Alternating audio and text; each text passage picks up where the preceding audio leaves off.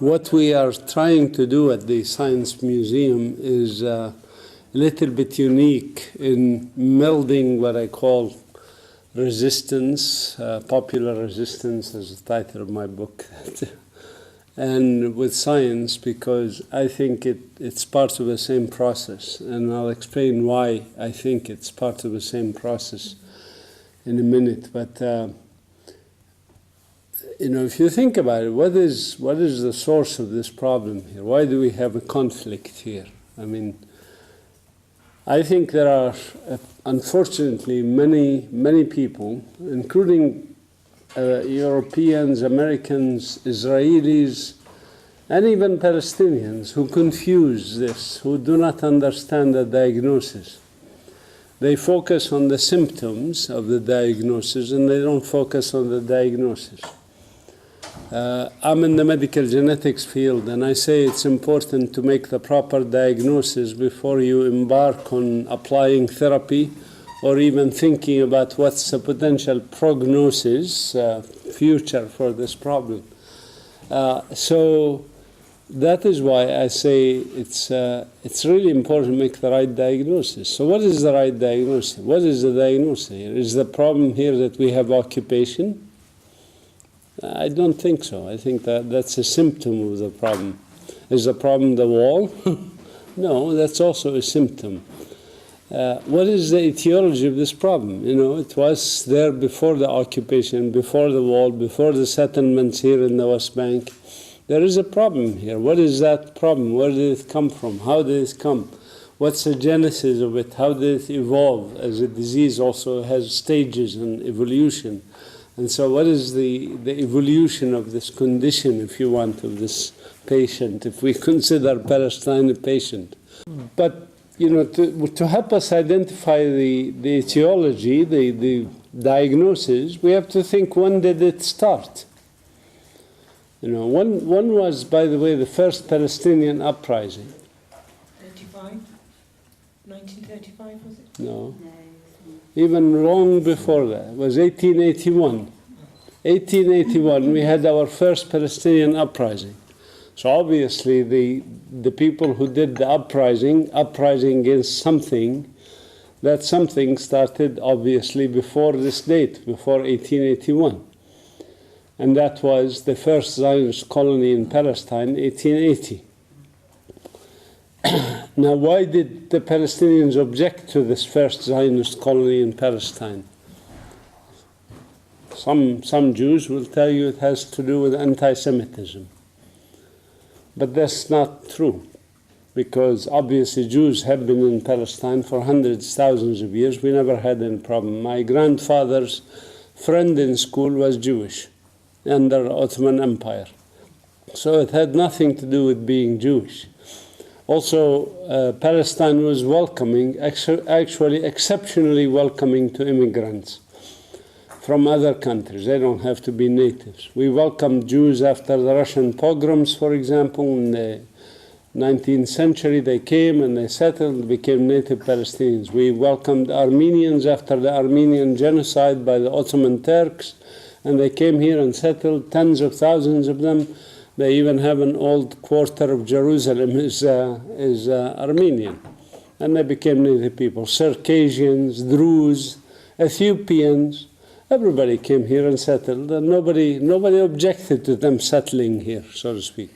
So again, the term settle or settlement is also not an appropriate terminology, because people settle in a place and they settle, and that's fine. No problem with that.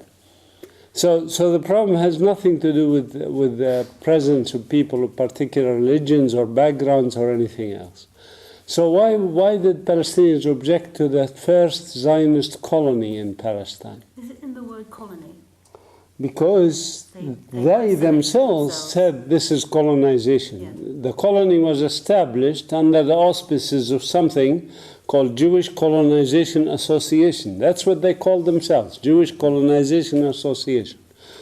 And they explicitly said what they wanted to do, which is not to just live in this country. They said this country is Eretz Israel. It has to be transformed to become the Jewish state of Israel. It cannot remain multi-ethnic, multi-religious, multicultural. It has to become the Jewish state of Israel. This is what they explicitly said, and proceeded to practice it, of course. So that is why we objected to it. It has nothing to do with them being Jewish. I'm sure if they were nice Martians or nice Buddhists or nice anything else, the same thing would have happened, right? It has nothing to do with their religious affiliation, if you want. It had everything to do with their intention to transform the country, a country that has been for 12 to 15,000 years multi-religious, multicultural, multilinguistic even, and they wanted to make it a Jewish state. This is the core of the problem, okay, and remains the core of the problem today. Everything can be explained through this. Everything they do, including the latest law that they put in the Knesset to make Israel, quote unquote, recognize it as the state for the Jewish people, by the Jewish people, and that if you're Jewish, this is your country. If you're not Jewish, this is not your country. This is as simple as it is. And in practice, Israel has been like that. I mean, Israeli basic laws ensure that it's a Jewish state. Israel has no constitution, and the basic laws are a set of laws passed by the Knesset, several years, continuous. They could continue to pass them. And these basic laws together form essentially the constitution of the state. And these basic laws are racist. They are intended to consecrate Israel as a Jewish state. I think this latest law, actually, many Israeli leaders, including Shimon Peres, think it's useless law because it doesn't really add anything to the set of laws that are already racist against the Palestinians. But it is, it passed on first reading in the Knesset, so it needs a second reading or something like that. But anyway, the idea of this law is really just, I think, a feel good for them that we are yet again, showing who we are. It's a psychological boost for the Jewish state concept. But why does Palestine have a problem with having a Jewish state in Palestine? Why do we have a problem with a Jewish state in Palestine? I think, it's rather obvious. If you talk about an Islamic state, or you talk about a white state, or you talk about any kind of state that's characterized for a particular subset of people, we have a problem with it. So that is the reason why this was rejected in 1881 with an uprising. And it was rejected very strongly, although non-violently, without arms at that period. So when the Israeli state was formulated as such that it would be built into a Jewish state in the 1880s, it proceeded to think of strategies to do this. And the problem for them, as they understood, as they studied the situation, and I must give it to them, they were highly educated, well-structured people who wanted to see how best to do this under the world circumstances. When they first went to the country to look it over, actually Theodor Herzl, founder of modern political Zionism, he sent 2 rabbis to Palestine. His father was a Zionist, actually, who helped in the 1880s. But he himself also in 1897 sent 2 rabbis to Palestine to see how suitable it is for a Jewish state. And the 2 rabbis came, studied the country. They found out that 97% of the population was not Jewish, and that the country is heavily farmed and very well industrialized and successful country. And the 2 rabbis sent a telegram back to Vienna, where Herzl was, and the telegram simply said, "The bride is beautiful, but she is married to another man." It's a wonderful country for a Jewish state, but there are people here. What are we going to do with these people? And the answer was rather obvious, you know. It's like any colonization movement. As I said, they called themselves colonizers. We didn't call them colonizers. They themselves called themselves colonizers. They said that the native people are an obstacle, you know, sort of like the Native Americans were an obstacle to European colonization. Because you don't want to maintain the character of the country as a country of native tribes. Each tribe has a territory and responsible for it, whatever. You want to change it to a different structure. And this structure, in this case, is the Jewish state of Israel. Now, the reason I am very, very optimistic about the future here, and the reason I think Zionism is bound to fail, and is failed already, is because historically Palestine rejected all such movements towards monolithic societies. Never in our history has been any success of such movements. There has been attempts, you know, but we had 12,000 years of civilization here at least, and those 12,000 years of civilization, of recorded history, of writing, of literature, of art, of music, everything else, domestication of plants and animals, which started here, by the way, in the Fertile Crescent, stretching from Palestine to Iraq. All this history of civilization, 12,000 years, how many of them, how many years of those, was there a success in terms of making Palestine all one thing or another, all Christian or all Muslim or all this or all that? The answer is zero. Not 1 year has it been successful. Not 1 year. Even at the height of the Crusaders, they tried to make us a Catholic country. But even at the height of that period, shameful period in human history as it is, at the height of the Crusaders, which lasted 130 years, if you take the middle period, usually the waves come in, the middle period is the highest part of it. At the height, when they controlled the most territory and whatever, there were actually more non-Catholics here than Catholics. Most of the Christians here even were still Greek Orthodox, okay? So they failed miserably. And there were a couple of Islamic rulers who tried to do the same thing, make this country monolithic, Islamic, whatever. And they failed miserably also, because at the height of their rule, there were actually more Christians in this country than there were Muslims. So all these movements are bound to fail. Why do they fail? I think it's important to ask the question. The reason they fail is, first and foremost, is the diversity of people here. And the fact that people who are not part of this selected religion or chosen community are not, of course, to accept that they are inferior, are not going to say, oh yeah, we're slaves, it's okay, you know. No, they will fight back, they will reject. So the primary and main reason is the rejection by the other people. And the other people are always a majority. The other people are always a majority. And this is part of the reason for the failure, is that aspect. Now, this minority that tries to do the transformation cannot win by arguments or by logic or by discussion or by nonviolent resistance or anything else. The only tool available to them is, of course, the weapons and the technology and the support of Western countries, historically, or a big capital elsewhere. In the time of the Islamic rule here, it was the capital in Cairo that of those two Muslim leaders who tried to change it. And so these people who try to transform the society into something that it rejects generally are faced with having to use weapons and arms and killings.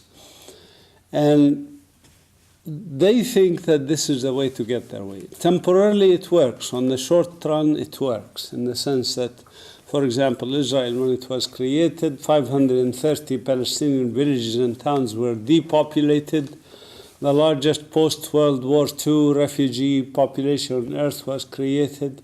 My grandmother, by the way, comes from Nazareth. So that's the way that they work short term. Short term, they are successful by advanced technologies, weapons, etc., to accomplish what they need. If they have the guts to commit large-scale genocide, and that's a big if, then their life long-term might be more successful. I'm sorry to say that, but in European colonization of North America and South America, large-scale genocides were committed, same as with Australia and New Zealand. And also, the natives were not in large numbers like they are here in terms of density of population per square mile or square kilometer. So genocide was relatively, and also if you do it in the 17th, 16th century, when there's no mass media and nothing called international law and human rights and all of this stuff, you can get away with it, relatively speaking. So the Europeans were able to get away with a lot in colonizing North America and South America and New Zealand, Australia.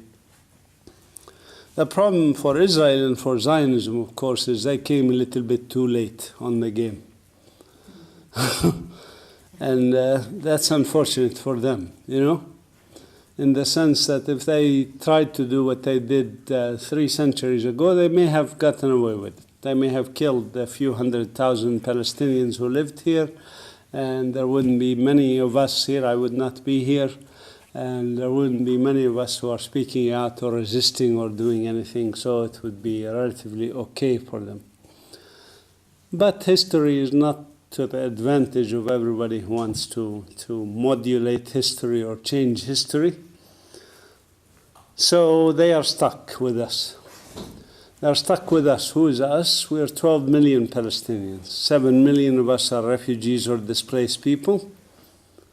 And the other 5 million are the ones living either inside the Green Line or in the West Bank and Gaza, including East Jerusalem, of course.